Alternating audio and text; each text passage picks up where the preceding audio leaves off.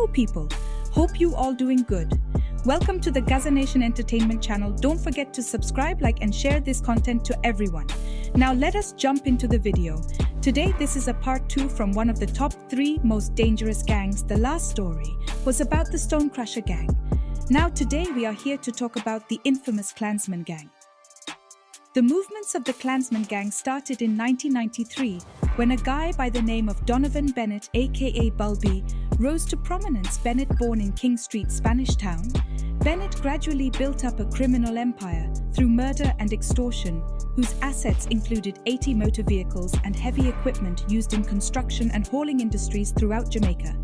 A member of the Klansmen, authorities believe he gained leadership through the murder of then-leader Derek "Puppy String" Eccleston on the 12th of May 1993.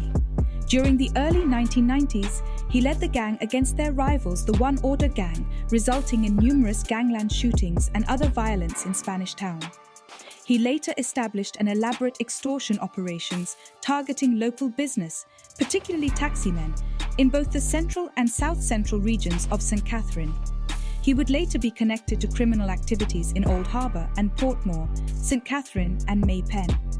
He was thought to have briefly fled from authorities in Kingston to Great Britain under a false identity in 2001. In 2010, Jamaica's National Intelligence Bureau, NIB, estimated that the country had some 250 active criminal bands on its streets. The vast majority of these, 83%, were deemed to be simple first-generation gangs, focused mainly on controlling small areas and with a loose membership and leadership structure. Another 17% were seen as second generation, with centralized leadership and involvement in a greater range of criminal economies. But the NIB did not find evidence of third-generation structures, characterized by high levels of violence, an identifiable leader, a hierarchical structure and access to powerful individuals and activities involving the gun and drug trade, knockings and extortion. The gang's status and organization also helped rake in the cash. Its primary means of revenue, according to prosecutors, is extortion. One witness said that extortion payments from public transport in Spanish Town ranged between $80,000 to $100,000 a week. One popular loan company, Torpedo, also paid up to $150,000 a month, said the witness, adding that another organization, which he refused to name due to security concerns, as it includes powerful individuals, paid $200,000 a month. The One Don gang also reportedly made money through targeted knockings and weapons trafficking. Unfortunately, there was a split in the gang between Tesha Miller and Andre Blackman Bryan. The One Don gang faction of the Klansmen was born after an internal power struggle in Spanish Town. Bryan, the faction's leader, was allegedly once the top hitman for Klansman boss Tesha Miller. The split dates back to at least 2017, when Bryan appears to have rebelled against Miller and began killing his associates. Bryan's ability to operate freely was significantly enhanced in 2016 when both men were on trial for the 2008 murder of a senior transport official.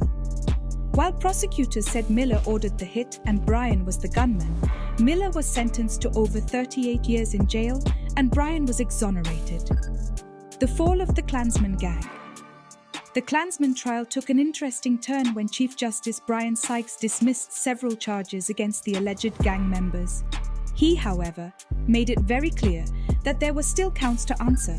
The alleged gang leader continues to plead his innocence.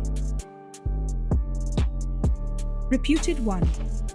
Don gang leader Andre Blackman Bryan on Monday distanced himself from being the head of the feared St. Catherine criminal outfit while accusing 2 of his alleged ex-cronies of fabricating lies against him. The 38-year-old is accused of leading the alleged criminal enterprise and of ordering multiple hits. He is also said to have killed one of the victims himself in the September 2017 double murder arson attack, which claimed the lives of couple Jermaine Bryan and Cedella Walder in Fisheries, St. Catherine. 2 former gang members, including Bryan's personal driver, had testified against the accused gang leader and 27 other defendants in the case. But the self-proclaimed music producer has declared his innocence during an unsworn statement from the prisoner's dock before Chief Justice Brian Sykes in the Home Circuit Court. "I did not do the things that the witness is saying I did. I did not give anyone any instruction to kill anyone. I am not or never have I been a part of any criminal gang. I did not shoot anyone at New Nursery or Fisheries Community. I wasn't there. I am innocent of these charges, he said, noting that he has never been convicted of any criminal charges. During the trial, the two self-confessed gangsters, who are now prosecution witnesses, had also testified that the gang had extorted businessmen, contractors, taxi and bus drivers, as well as vendors in St. Catherine, using the money to fund the gang's activities. But Brian, who now has to answer to 8 counts out of an initial 17, said, "I know nothing about any extortion money." The defendant, who is the only person to be called in his defense, presented his case after Justice Sykes ruled that he has a case to answer in relation to being the leader of the gang, while his 27 remaining co-defendants also have a case to answer in relation to being members of a criminal organization. The judge also ruled that some of the defendants would still be tried for facilitating murder, illegal possession of firearm and ammunition, conspiracy to murder and arson. At the end of Monday's proceedings, 5 more counts were shaved of the indictment. The judge, in delivering his ruling, upheld the no-case submission for some of the defendants in respect to 4 of the counts, while the prosecution abandoned another count. The failed counts included the murders of a man identified only as Is and an unknown man at a hardware, both in Spanish Town, St. Catherine, as well as the charge of illegal possession and ammunition against 2 defendants. Convicted leader of the One Don Gang Andre Blackman Bryan this morning quoted Bible scriptures from Psalms and Isaiah as he proclaimed his innocence and argued that the 2 ex-gangsters who testified against him lied. Convicted leader of the Klansman One Don Gang, Andre Blackman Bryan, has been sentenced to 39 years and 6 months in prison. Chief Justice Brian Justice handed down the sentence during a hearing in the Home Circuit Court in Kingston on Monday.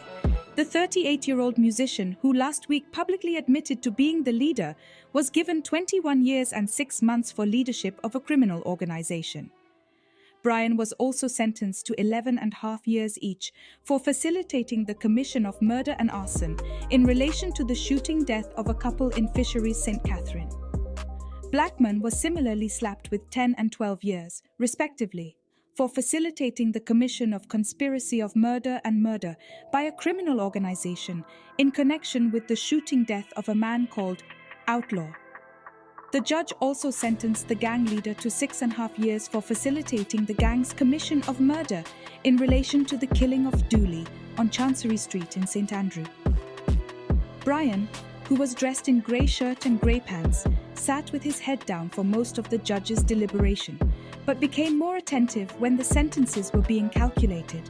Earlier, before the sentence was passed, Blackman was briefly taken from the dock after he complained about what appeared to be chest pains. In handing down the sentences, Justice Sykes pointed out that the evidence showed that Bryan was the authoritative gang leader and that no murder, shootings or arson was carried out without his approval and planning. However, his sentence was reduced to 9.5 years for time already spent in prison.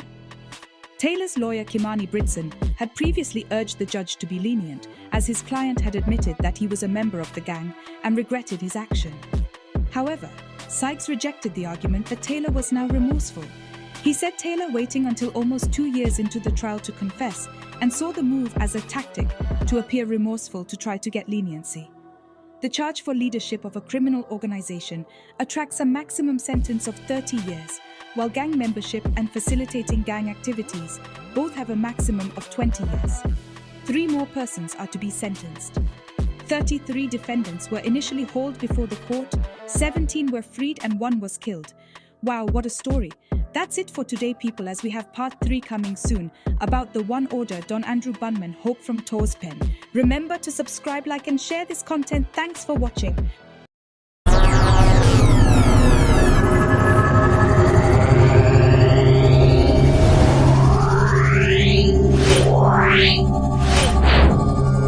Yeah.